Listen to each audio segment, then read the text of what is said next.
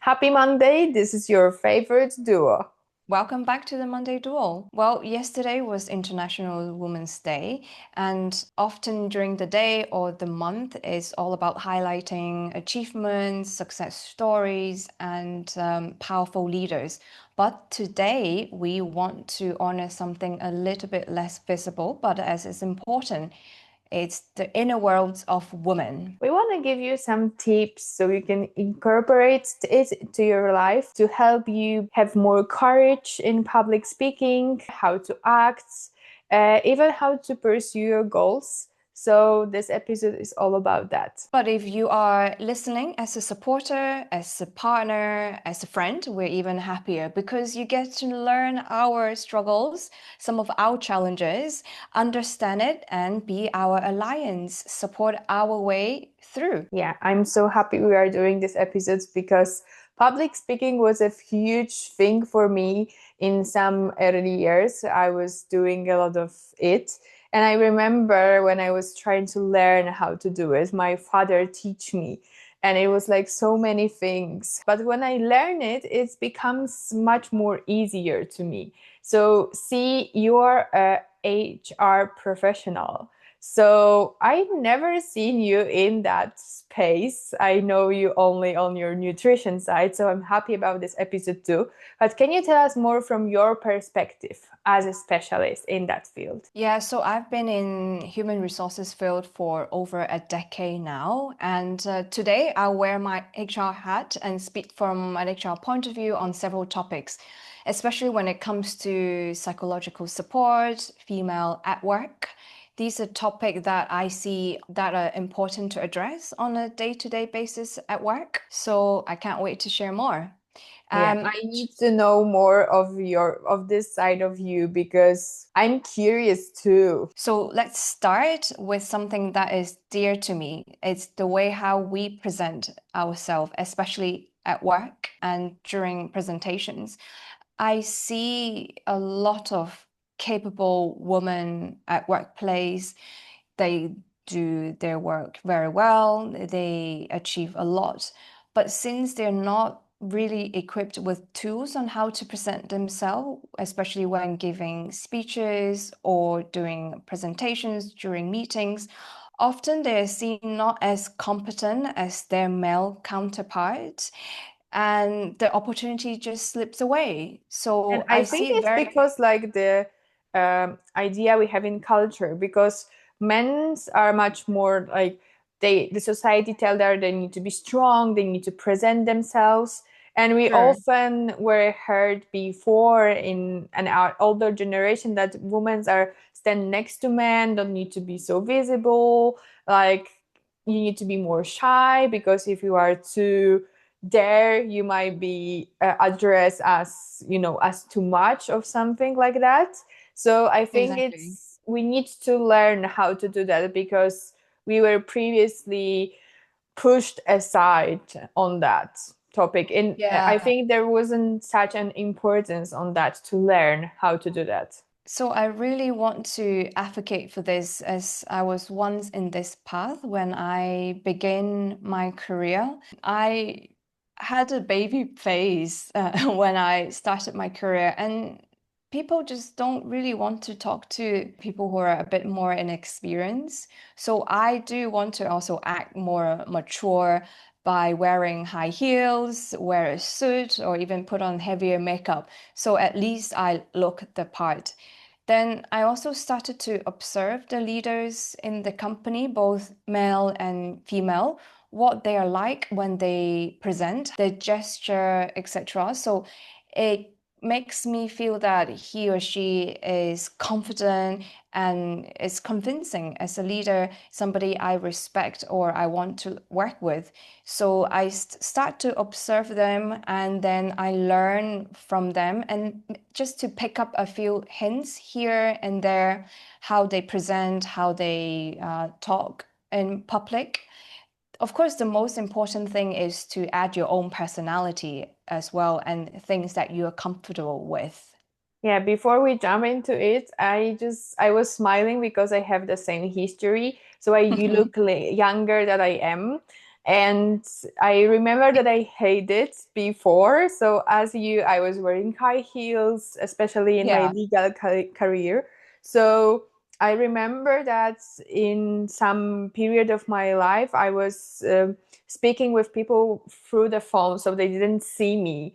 And it was much easier for me to get along with them. They were much more listening to me because they didn't see my face.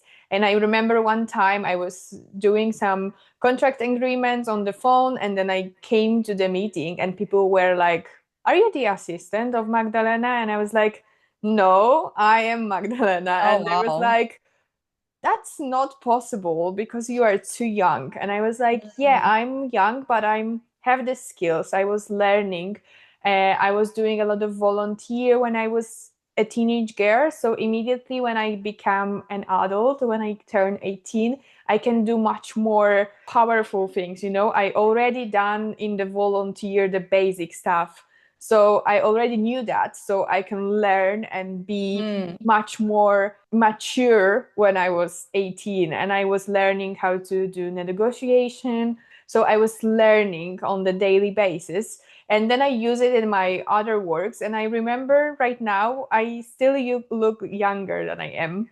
But I take it advantage on that. Like I yeah, really like to show the world and people and show to myself primarily that I have done so many things in such a young age. I finished all the schools that I have, and I have this knowledge so I can share to the world and to the people.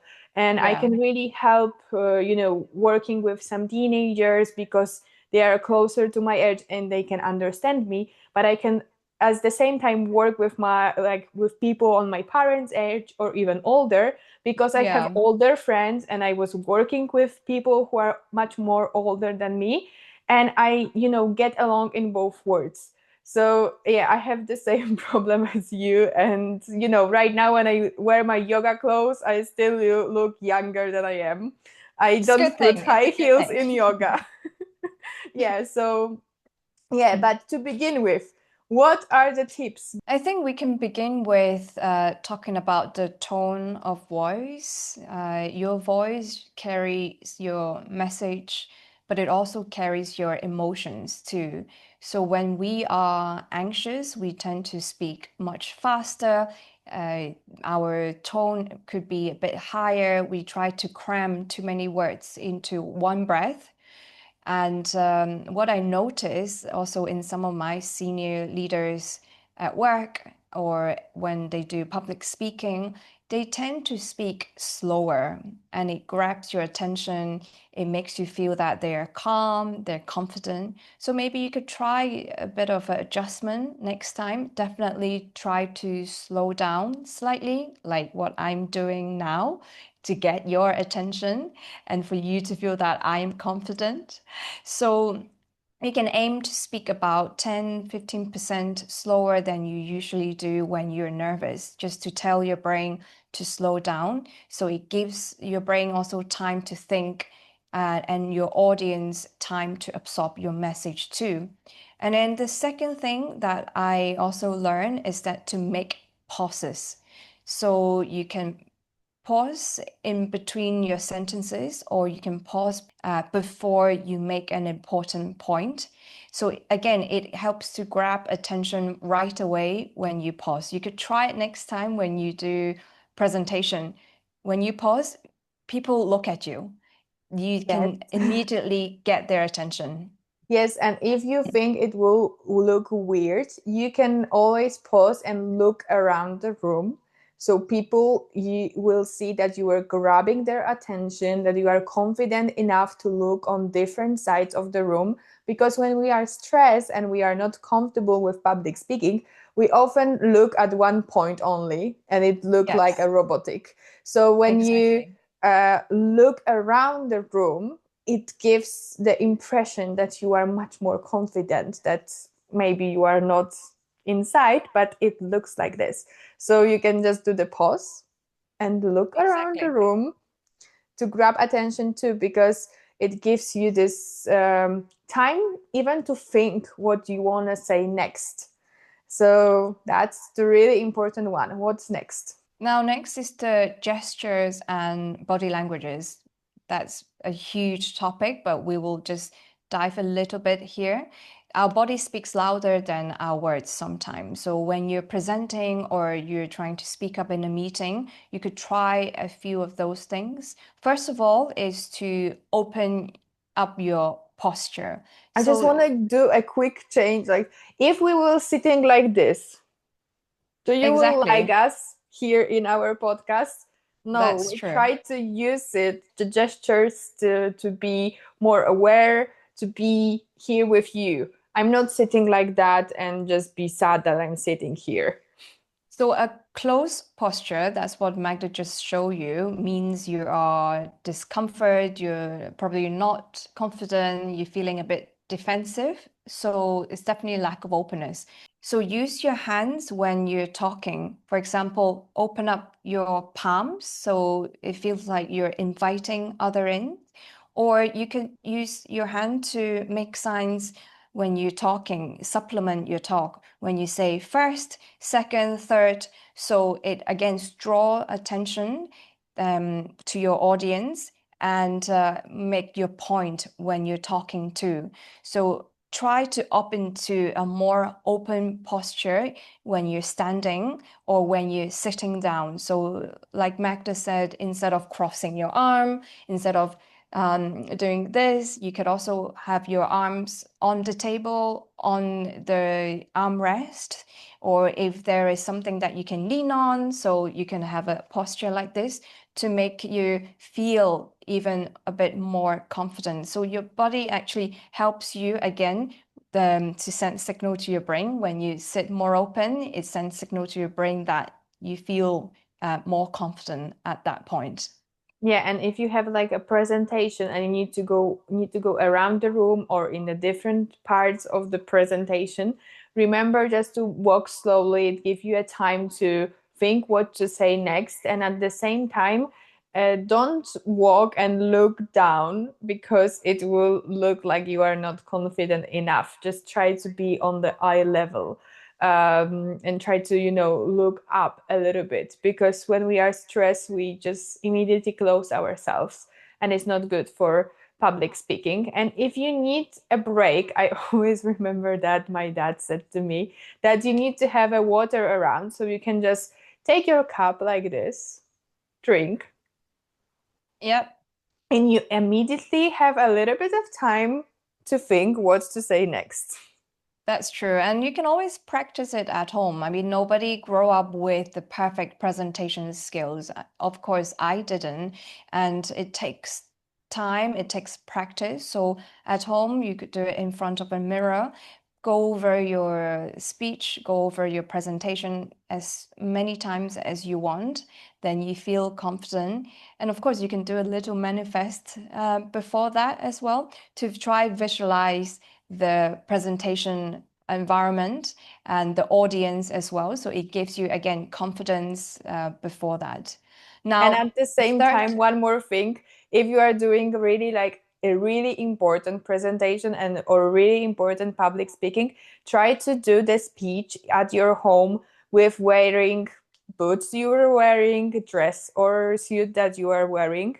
Because when you do it in your like, bare feet, and then you are standing there in high heels, it might be much more tougher. So if that's it's a good really, tip. really important thing, try to rehearsal it at least one time, wearing dress or suit on with your high heels on, to see how you will feel in that clothes, That's a and good tip. to practice. Now, talking about what clothes you will wear, third is attire.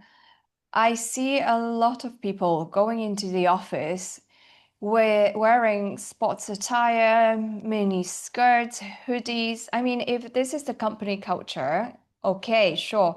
But of course, as an HR, and especially when I do interviews, I do pay attention to that, to what people wear. It might sound superficial, but your attire, what you wear, really represents who you are and what you value, right? So, like I said, I dressed up a little bit more at the beginning of my career because I do want to present that I'm more mature, I'm capable, and that is really my value that I carry. So it does help to open up the conversations, build rapport and trust.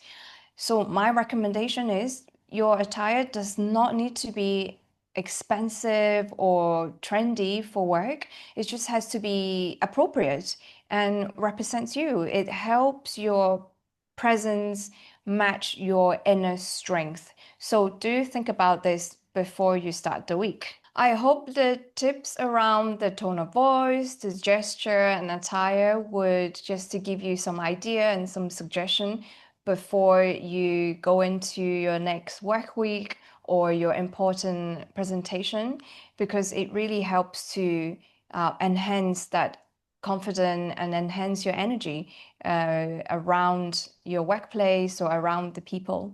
I remember when I started to find the right leader to learn from.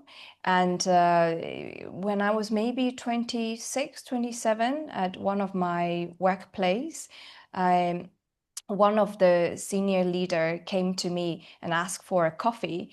And the first thing he said was that he was curious to understand why at such age I already present myself in such a mature presence in the office, because he then had a newborn who's a girl, and he wanted to teach his girl the way it is. And I felt so honor. I didn't expect that. I was a bit speechless. I felt honor, and I felt like, honestly, the learning all these things throughout my work and also try to equip myself with the right tools really helps to, like, first build confidence, but second is to build that relationship around people and help to build rapport and trust in the relationship as well. From your perspective, Magda, what can you share more on this topic? Okay, so starting with human design, I will tell you more about it in the episodes about the energy centers, but this particular topic hits here perfectly. So I will share that. So through the energy centers, that's the shapes, 9 shapes you have in your body graph. If you don't know what body graph is, you need to turn on the episodes about basic info about human design. So the body graph, 9 energy centers, and third center from the top, it's a throat center. And it's really important in public speaking if it's white or it's colored. So I have it white, C had it colored, and that's the huge difference between us. And it's really a struggle sometimes for us to record these episodes because we have different forms of preparing for public speaking. So whenever the center is white for you, you are as I am. You just need a bullet points and you just go with the flow. If you will try to know by heart what you will like to set, it will be a disaster. I promise you that, because you are getting stressed because you block your flow of thoughts and you make mistakes and it's getting worse and worse. So whenever the center is white, you just need a bullet points, and of course you need to think what you will like to say. Maybe think what it's better to set in that environment or what is not good for an example, but just the bullet points. Don't try to make it a full sentences. If you are like C, so the center is colored in, you need to write down everything. So It helps me. yeah, you don't need bullet points, you need the whole sentences, the whole idea of this. You cannot put yourself up there and just go with the flow. You need to go step by step what you prepare. So whenever we are preparing for the podcast, it's hard for us because she's already have planned everything what she will say, and I was like, I will just go with the flow. I don't know what I will set. Maybe this story, maybe that story, we will see. So actually learning from human design not only helps me or you to understand yourself, but it also helps maybe your team members around you or even your friends, so then you can work better as a team.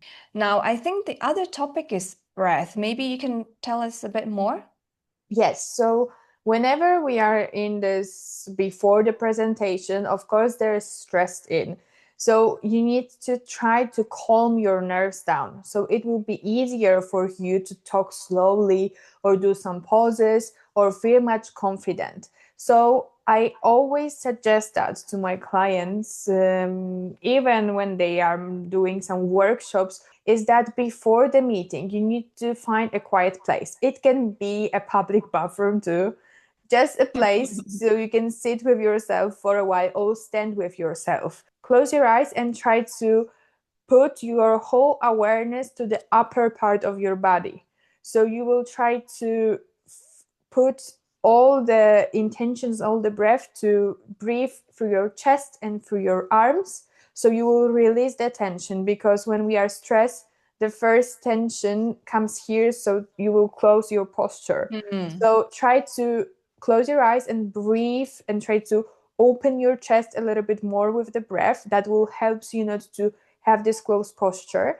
And after a few breaths through your chest, you can try to breathe through your legs. So try to ground it yourself. You can try to imagine that you have like roots as a tree. So you Mm. feel much more present, much more grounded, and it will make you feel stronger. So you can try to practice it at home because, oh, you know, at first it might be difficult for you to imagine that you are a tree and you have your roots there and you can feel grounded and safe. But after you practice it for a while, then you can just close your eyes, 3 breaths through your chest to open yourself up to the public speaking, and few breaths to your legs. So you will ground it yourself and feel much more safe. If you need some words of affirmation, so in the stressful situation, it's really nice to tell yourself even out loud, I'm safe, I'm safe, I'm safe, and I feel strong, Mm. I feel strong, I feel strong. Because the safe affirmation give you the vibe to relax, and the strong affirmations give you much more confidence. So that's the some tips of breath and affirmations. I agree. When you talked about having both feet on the ground, especially when you're sitting, for us, maybe most of the time we want to cross our legs. Again, crossing our legs, it's more like a closed posture. So when you have both feet on the ground, you naturally just feel like you want to sit taller because you want your back closer to the back of the seat. So when you have your back so close, you actually just naturally have your body torso much higher and you want to sit taller. And this, again, gesture just gives out that you are feeling a bit more confident. So I try to do that as well when I'm seated, less leg crossing and have both feet feeling the ground. And it just makes me feel a bit more energized as well, and just a bit more energy. Right now, I just want to share more about psychonumerology because that's another powerful tool. Because, you know, you might have a problem with working with your breath. You might have problem with incorporate what C tells you. Human design will work, but if you are far away from your body graph and far away from your project, it might be a struggle too. So then I recommend use a psychonumerology. So we have a tools that you come to the session with a problem or with some obstacle in your life, as here we can work on public speaking, and I can see what energies are blocked there, what positive energies and emotions are blocked, and what are the patterns that with bad emotions and with bad energy are there. So then I can, through the psychonumerology session, help you with the pendulum and with the energy of the session to clear that obstacle you have in your life. You will, after the sessions, I will give you the affirmation to follow for some period of time. The period of time depends on how strong the obstacle was in your life and how the energy was blocked. And it will help you to, you know, release the obstacle so you can follow the rules that we just said here about public speaking, about breath, about human design. So sometimes we need the key to open the door that are closed because of some of the obstacles. So then when the psychonumerology came, so if you are interested in that, just reach out to me. My email is on the bio, so I can help you with that too. So today, as we celebrate International Women's Day or month, I hope there are takeaway for you in some of our tips for you to give permission to yourself and take up space with your voice and to give permission for you to move and dress in the way that honors your body, but not punishing it. Yeah, I'm so happy for this episode because I think we touch on a really important topic and we give a lot of tips. So I hope our listeners will like it.